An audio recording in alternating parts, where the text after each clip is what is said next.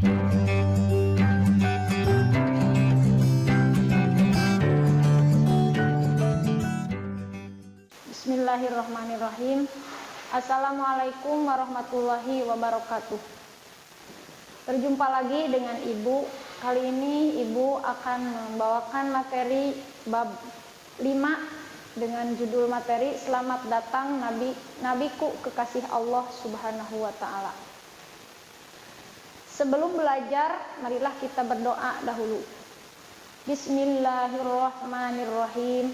Raditu billahi robba wa bil islami dina wa bi muhammadin nabiyya wa rasula. Rabbi zidni ilma warzuqni fahma bi rahmatika ya arhamar rahimin.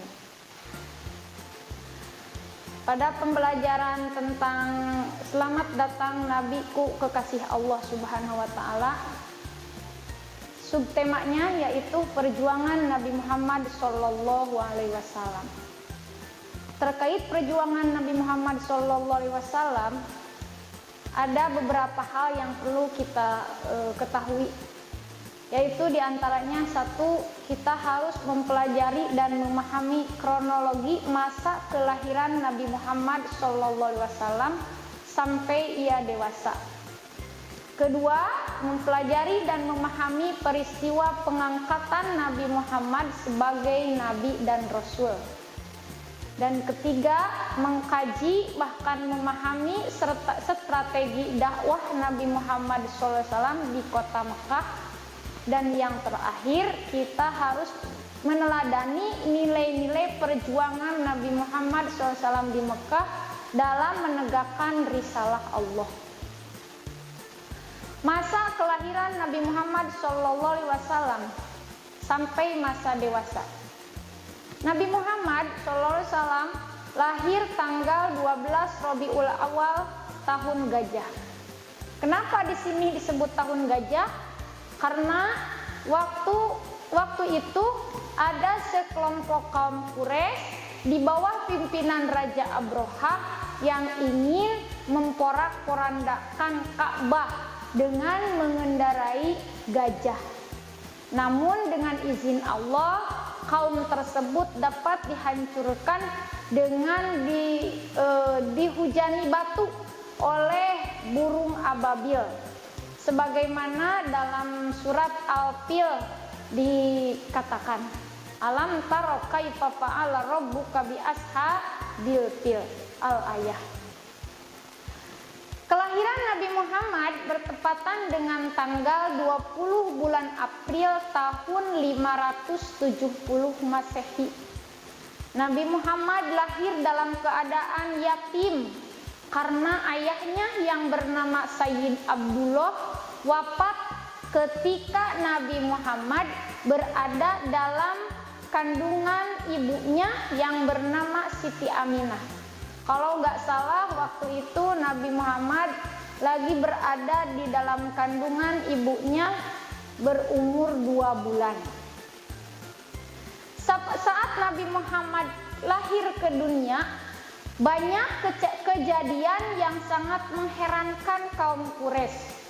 Ketika itu, ibunya sendiri, yaitu Siti Aminah, bercerita bahwa di rumahnya terpancar cahaya. Nabi Muhammad terlahir dalam keadaan sudah bersih, bahkan mengeluarkan tercium harum sekali. Tali pusarnya sudah terputus, bahkan yang mengherankan lagi, salah satu tempat peribadahan kaum Quraisy hancur lebur waktu itu.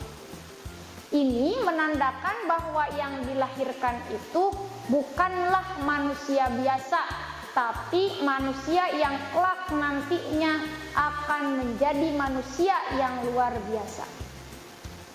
Ketika Muhammad kecil, Muhammad diasuh oleh ibu asuhnya yang bernama Suwaibah. Dan ketika Nabi Muhammad berusia 5 tahun, beliau ditinggal wafat oleh ibunya. Karena Nabi Muhammad sudah tidak punya ayah dari dulu, dari semenjak lahir juga, sekarang malah ditinggal oleh ibunya. dan Muhammad pun kini tinggal bersama kakeknya yang bernama Abdul Muthalib. Namun sungguh malang nasib Nabi Muhammad ketika usia 8 tahun kakeknya pun dipanggil Sang Maha Kuasa. Setelah itu Nabi tinggal bersama pamannya yang bernama Abi Thalib. Sejak diasuh pamannya, Nabi selalu diajarkan bagaimana menjalankan hidup serta diajarkan olehnya berdagang. Sehingga Nabi Muhammad pun sukses menjadi pedagang yang jujur.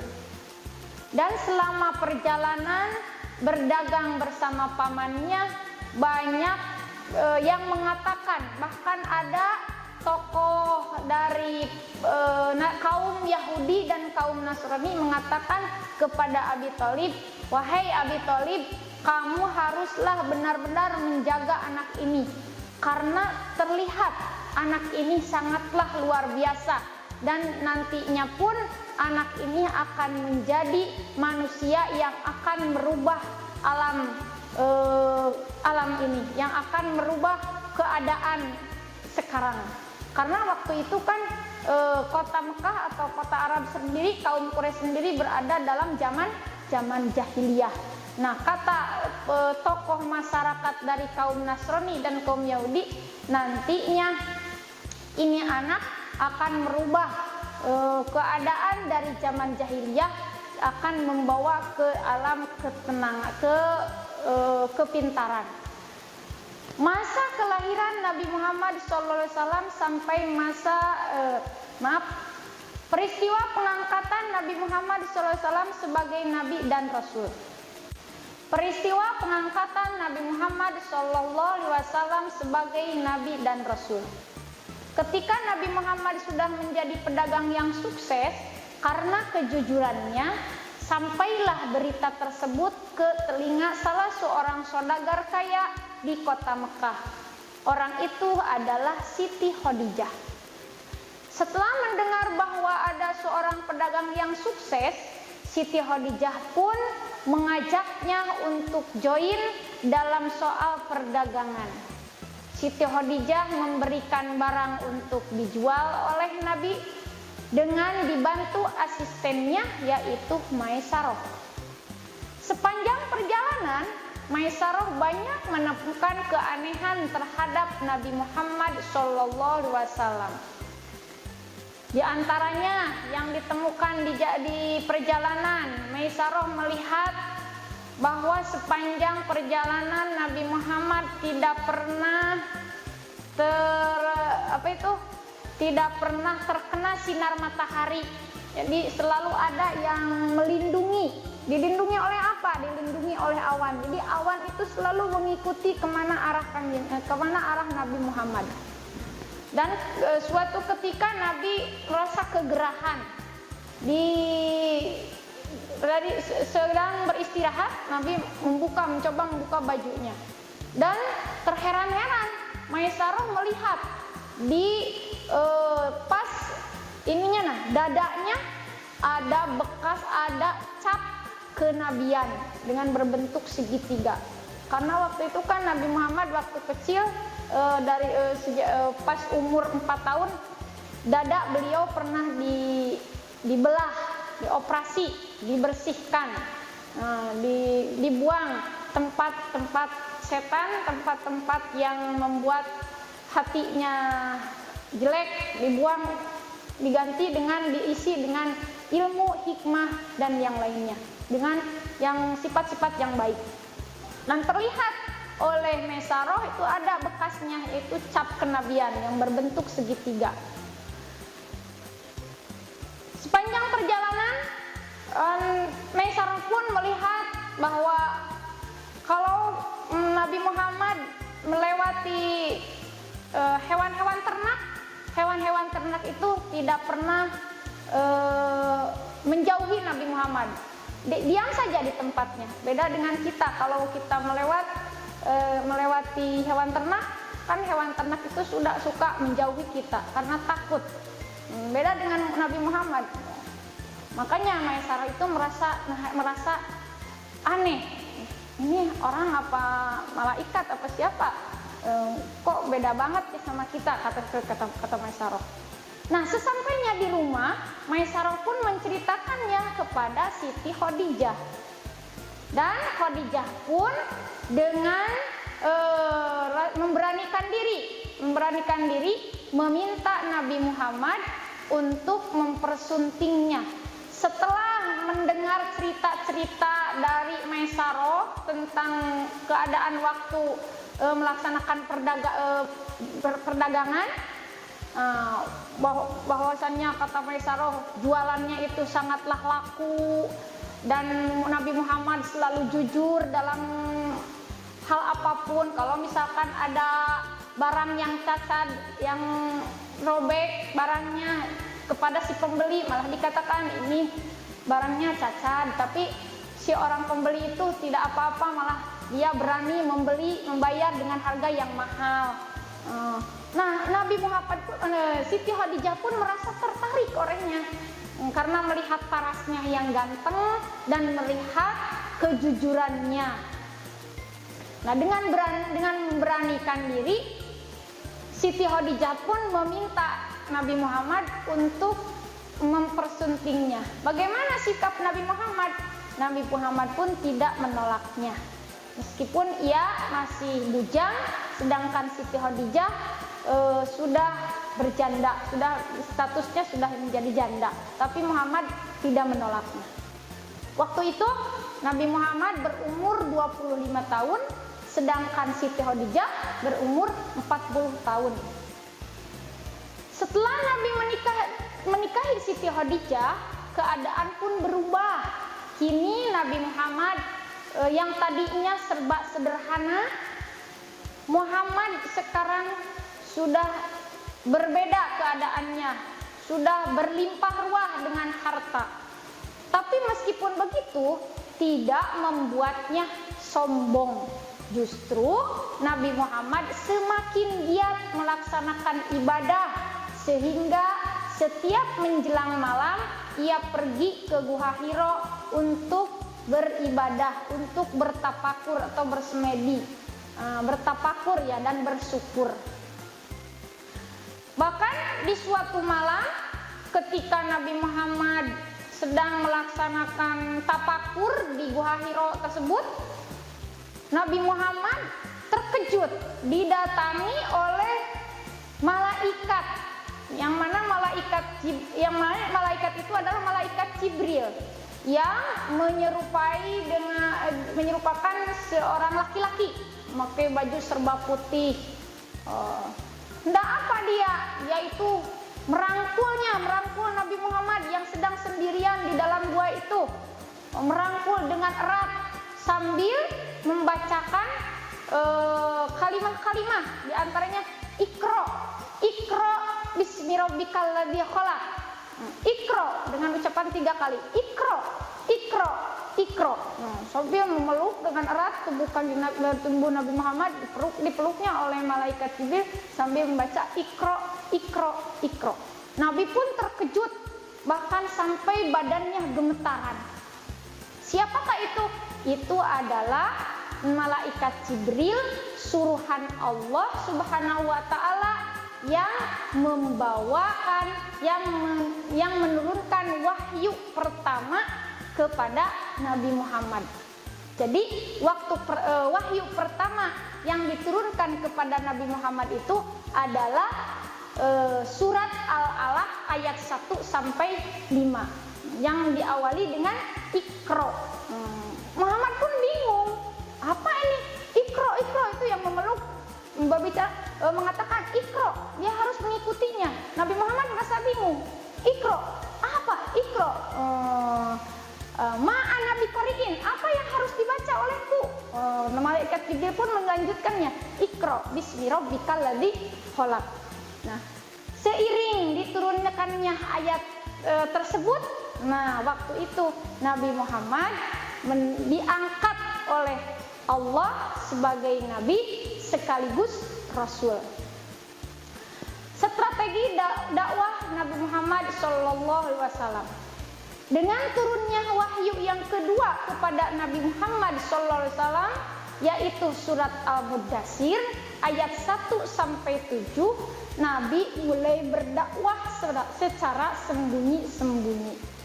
Tidak lama dari diturunkannya ayat 1 sampai wahyu pertama, turunlah wahyu kedua, yaitu ayat surat Al-Muddatsir ayat 1 sampai 7 yang dimulai dengan ya ayyuhal muddatsir qum fa'anzir al-ayah sampai 7 ayat ya. Kenapa Al-Muddatsir? Apa itu Al-Muddatsir? Al-Muddatsir artinya orang yang berselimut. Kenapa wahyu kedua itu dinamai dengan Al-Muddatsir? Karena Al-Muddatsir itu kata tadi juga memiliki arti orang yang berselimut. Waktu itu Nabi Muhammad setelah mendapat wahyu pertama, dia merasa kedinginan, gemetaran sampai merasa demam. Oleh Siti Khadijah sendiri, setibanya di rumah beliau diselimuti. Ketika dia masih berselimut, langsung diturunkan ayat yang kedua, ya ayyuhal muddatsir, hei orang yang berselimut, qum fa'anzir, kata Allah itu. Kamu jangan terlalu dipikirin, jangan terlalu takut, jangan merasa takut. Bangunlah, qum fa'anzir.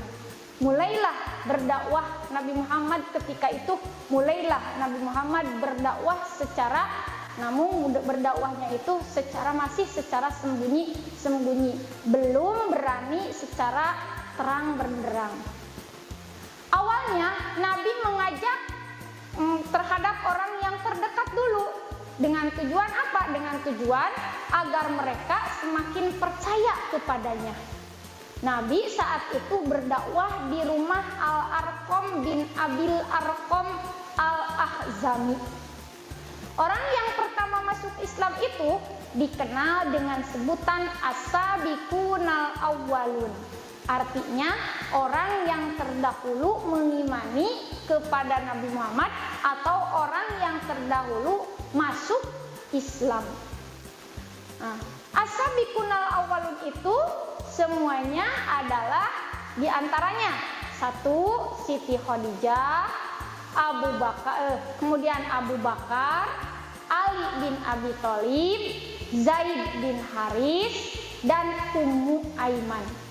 Disusul dengan Utsman bin Affan, Zubair bin Awam, Abdurrahman bin Auf, dan Abdurrahman bin Auf, Abdullah bin Mas'ud. Dari golongan wanitanya adalah Sofiyah binti Abdul Muthalib, Lubabah Ummul Fadl binti Haris, Ummu Salamah, Asma binti Abu Bakar, Asma binti Amis, Ratimah, dan Sumayyah. Nah, itu orang-orang itu diberi gelar dengan sebutan as-sabiqunal awwalun. Setelah banyaknya yang percaya terhadap kenabian serta kerasulan Nabi Muhammad SAW, bahkan mau mengikuti semua ajakannya, maka turunlah ayat perintah dari Allah Subhanahu wa Ta'ala agar Nabi berdakwah secara terang-terangan. Ayat tersebut adalah Al-Quran surat Al-Hijr ayat 94 yang berbunyi, A'udzu billahi minasyaitonir rajim. Bismillahirrahmanirrahim. Fasda bima tu'maru wa a'rid 'anil musyrikin. Artinya wallahu a'lam bimuradi. Maka sampaikanlah olehmu secara terang-terangan segala apa yang diperintahkan kepadamu dan berpalinglah dari orang-orang musyrik. Dan Quran surat yang memerintahkan dakwah secara terang-terangan pun turun, yaitu disusul dengan Quran surat Asy-Syu'ara ayat 214 dan 215 yang artinya, dan berilah peringatan kepada kerabat-kerabatmu yang dekat dan dirimu, dan berilah dirimu dan rendahkanlah dirimu terhadap orang yang mengikutimu, yaitu orang-orang yang beriman. Dalam setelah turun 2 ayat, bahkan 3 ayat tersebut, barulah Nabi Muhammad memberanikan diri. Dakwahnya tidak lagi secara sembunyi-sembunyi, bahkan dia mencoba untuk mengajak, untuk menyebarkan agama Islam dengan secara terang-terangan. Namun sepanjang Nabi Muhammad berdakwah itu tidak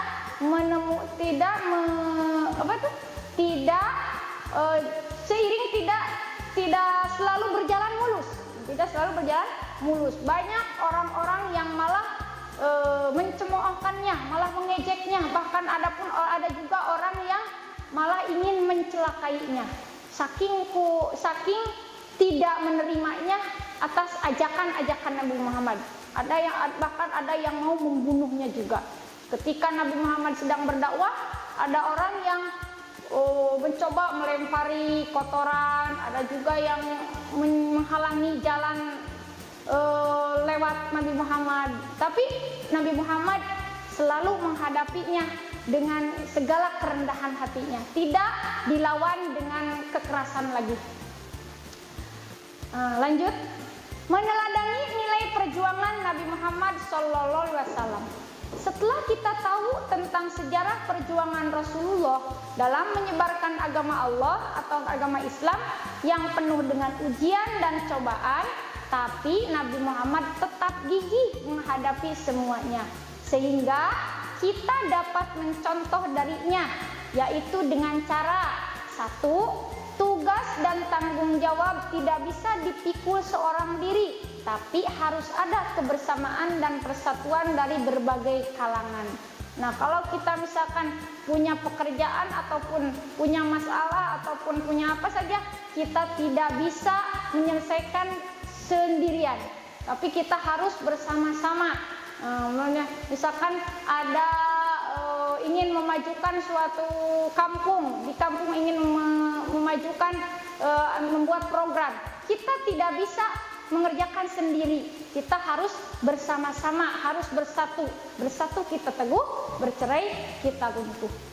Dalam bergaul harus bisa memilih teman yang dapat mengajak kepada hal-hal yang positif. Memang kita ini tidak boleh membeda-bedakan teman, tapi kita pun harus pintar-pintar memilih dan memilah mana yang baik menjadi teman dan mana yang tidak baik dijadikan kawan. Dalam mengajak teman untuk berbuat baik, tidak boleh dengan cara kekerasan, tetapi haruslah dengan ketelatenan, sabar, lemah lembut, dan penuh dengan kasih sayang. Nah, itulah yang dapat dicontoh dari perjuangan Nabi Muhammad SAW. Alhamdulillahirabbil alamin, pelajaran telah selesai. Kita tutup dengan membaca doa, Rabbing fa'na bima alamtana wa alimna bima yanfa'una, Rabbana atina fid dunya hasanah wa fil akhirati hasanah wa qina adzabannar. Subhanakallahumma wa bihamdika asyhadu an la ilaha illa anta astaghfiruka wa atubu ilaik. Akhirul kalam, assalamualaikum warahmatullahi wabarakatuh. Kunjungi sosial media lainnya seperti website kami di pkbmalfata.com, Facebook PKB Malfata Mananjaya, Instagram PKB Malfata Official. Dan terima kasih telah klik video ini. Jangan lupa like, comment, share, dan subscribe untuk menunjukkan dukungan kamu terhadap channel ini. Enjoy the video PKB Malfata.